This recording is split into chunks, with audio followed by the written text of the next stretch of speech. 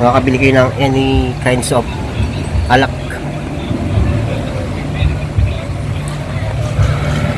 Ayan yung bar nila. Ayan yung mga available for shots. So ayun guys, welcome to La Playa Resort. So dito po yan sa Kalibuyutan sa Cavite. So pag galing po kayo ng Manila, so bababa lang po kayo ng sasakay kayo ng Naik or Ternate. So sabihin nyo lang dito lang sa Calabuyo Street, Calabuyo, tama, Calabuyo, Tansa Cavite. So ito yung La Playa Resort. So tingin ko guys, ito na yung pinaka the best na resort na napuntahan ko dito sa Cavite, ang La Playa Resort. So ito yung entrance nila. Pagbaba nyo ng Calabuyo guys, sasakay lang kayo ng tricycle, pahatid lang po kayo dito sa La Playa Resort.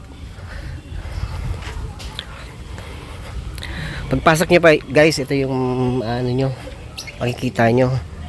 May mga function room sila dyan, may mga function ano. Tapos ito po yung ano nila, receptions.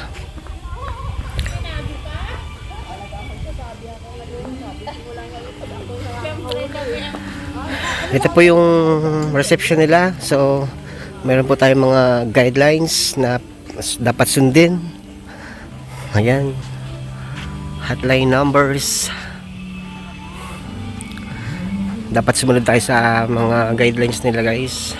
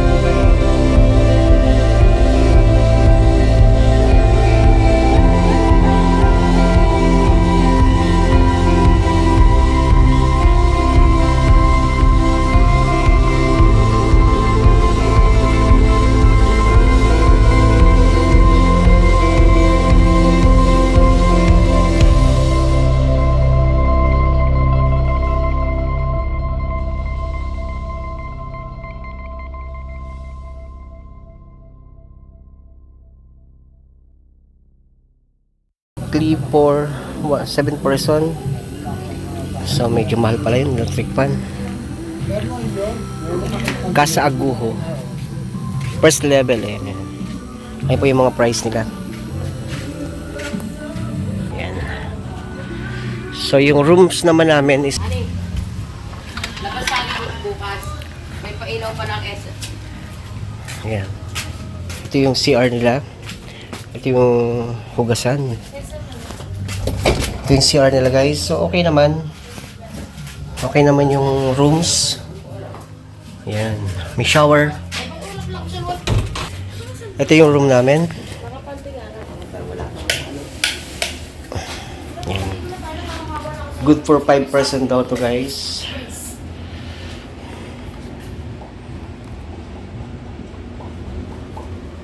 Yan. With air conditions. May bintana. Pero hindi nabubuksan. Wala lang siyang TV. Inalis siguro. Tapos wala rin siyang refrigerator.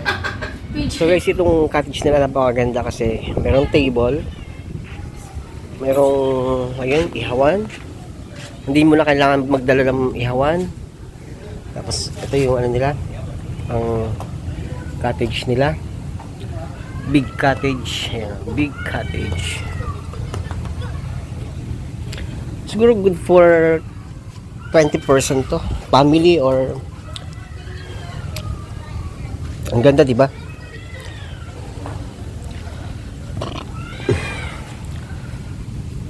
Ayan yung buong cottage niya. Isang... Yes. So, at marami yan sila dito. May mga private CR. Nandun yung private CR nila. Ay, CR pala. Ayan. May mga rooms din. Private room. Kasi yung kinuha namin is deluxe room yung kinuha namin. So, medyo may pagkamahal. Kaya lang, yung rooms niya is air condition lang yung nandun. So, ayan. Ito nyo naman, napakaganda ng location. Maraming puno ng nyug, walang init,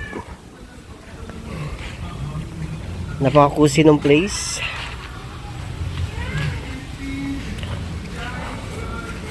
Tapos guys, yung nasa taas na yun, yung mga medyo siguro mas mahal sa room namin. Yan, ayan yung room nila. Bali up and down yan, isa sa baba, isa sa taas. Parang good for ano na to, company ah. Ang ganda ng pagkagawa nila.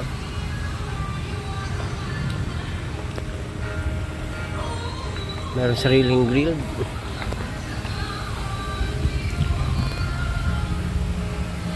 So ayan, 1, 2, 3.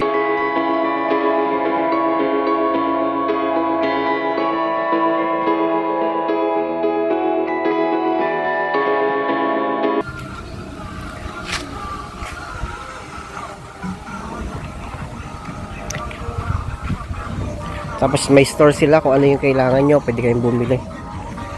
Tapos meron din silang bar doon sa malapit sa seaside. Ito another small cottage naman ito guys. So this same pa rin dun sa big cottage pero mas konti yung laman nito. Kasi doon mahabang table, dito naman. Yan, meron silang ganyan. Tapos meron din silang ihawan. Pero yung table nila dito sa center is maliit lang. Siguro good for mga 10 person, ganyan. Ito yung small cottage.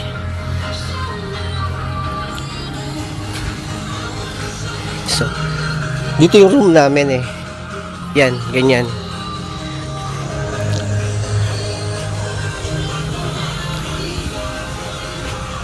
Ganyan yung mga room na kinuha. Ganito yung room na kinuha namin. Nasa labas yung CR niya guys, hindi sa loob ng room. Ganyan. Kasita pala. Tapos meron silang clinic. Lahat nandito. Akin. Bilisan mo na.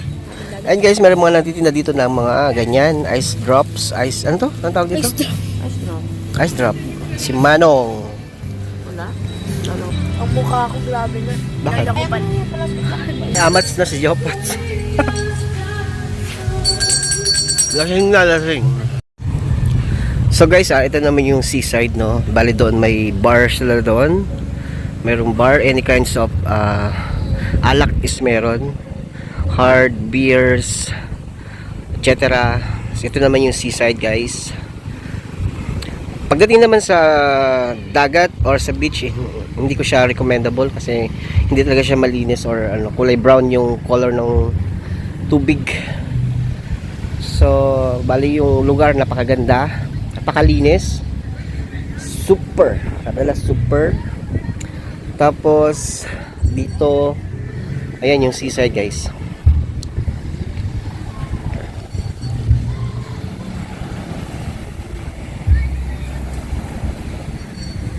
So ayan.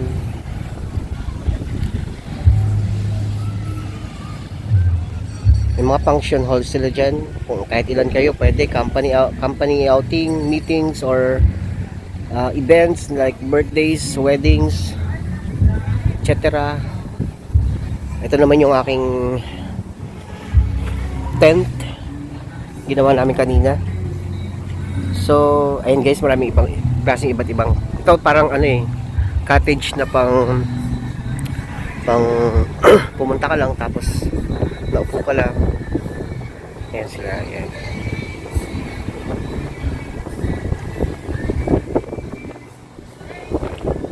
Pwede kayo magdala ng hayop dito guys, like dogs or kasi pets. Basta alagaan nyo lang. Maganda yung bar nila guys kasi kumpleto sila.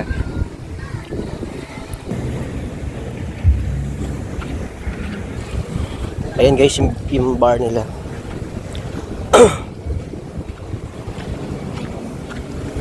Pag bili kayo ng alak, meron sila ditong mga uupuan. Kaya tayo dun sa taas. Tingnan natin. Baka walang akyat na.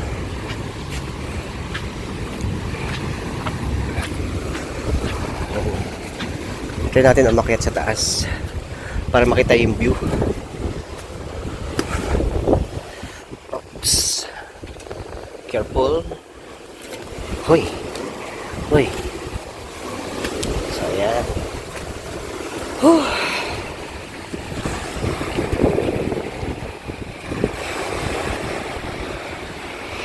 Ayan yung beach guys. Ito na yung cover nila. Hanggang dyan lang. Yung may nakikita kayo lumulutang na mga ano yun, gallons. Yan lang yung beach nila.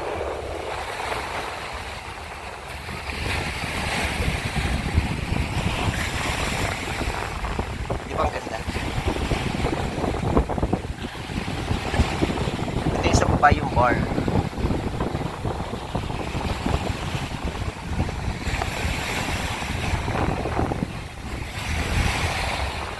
Badong banda, Manila na yun eh.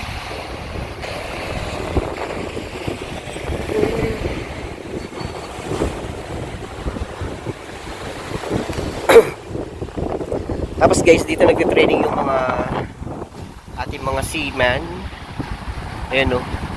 Katabi lang ng La Playa yung pinagtitrainingan nila.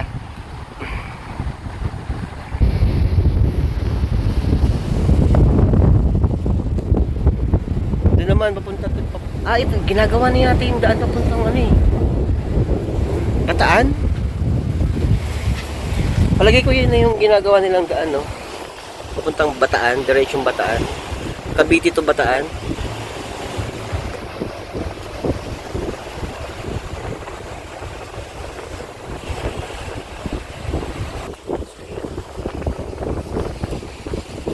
Dito na tayo sa taas na.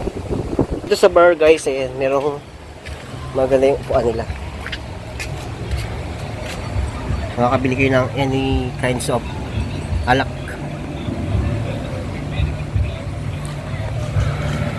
Ayan yung bar nila. Ayan yung mga available for shots.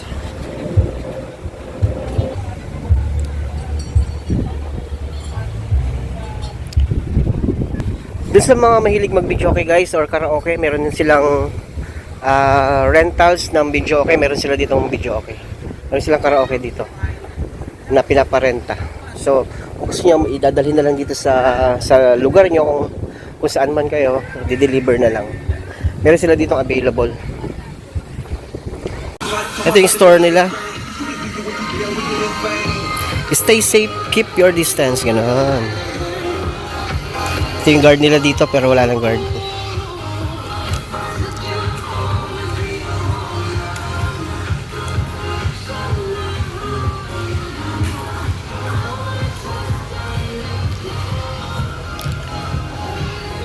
Parang ito yung function hall nila. Ito natin loob. Meron function hall. So, yan. Diba? Pag may mga birthdays. So, once again guys, ito yung mga bawal.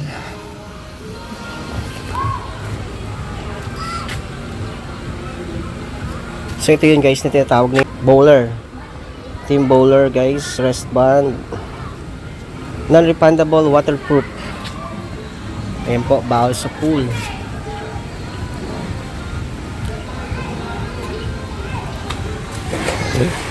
Ito yung shower before you, bago kayo maligo.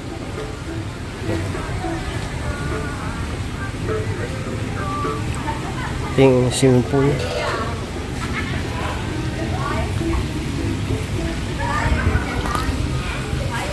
Dito is 5 feet. Tapos doon sa unahan banda is 4 feet. Napaka-safe dito kasi guys. Meron silang lifeguard. Si kuya yun. Mahigpit po na pinagbabawal yung pagtakbo, diving, back diving, vertical and pushing. So ito yung pang adults. Doon naman guys is for kid, sa mga bata. Ayun yung mga pambata. Maganda, maganda. O ayan o.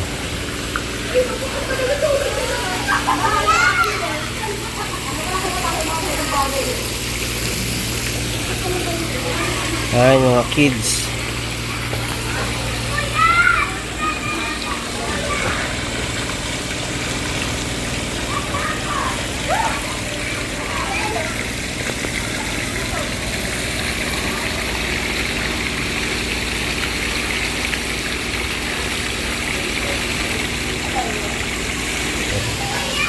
Meron silang slides.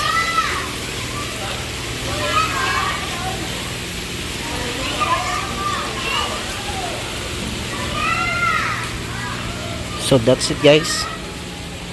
Meron tayong lifeguard na nakabantay dyan. So lahat ay safe. Ito naman yung exit guys. Sa Barangay Love. Paglalabas ka dito yung exit. Barangay LS 90. Ayan guys, kung mayroon kayong sasakyan, ayan, meron ditong parking area. Malawak yung parking area nila dito. Ito yung parking area nila.